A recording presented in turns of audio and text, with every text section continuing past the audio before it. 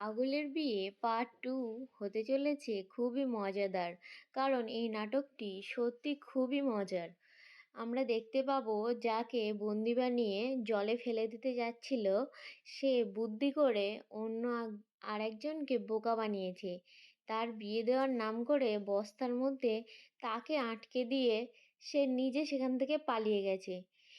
এর পার্ট 1-এও অনেক মজা ছিল।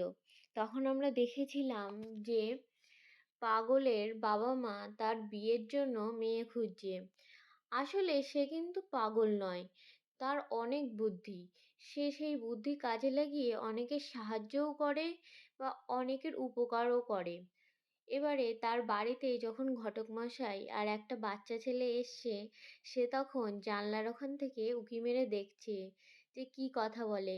তো ঘটক মশাই তাকে কাছে ডেকে এনে বলল যে তার জন্য একটা ভালো পাত্রী দেখেছে। তো সেও রাজি হয়ে গেল। কিন্তু যখন পাত্রীপক্ষ থেকে তাকে দেখতে আসলো, তাকে দেখে একটু খটকা লাগলো।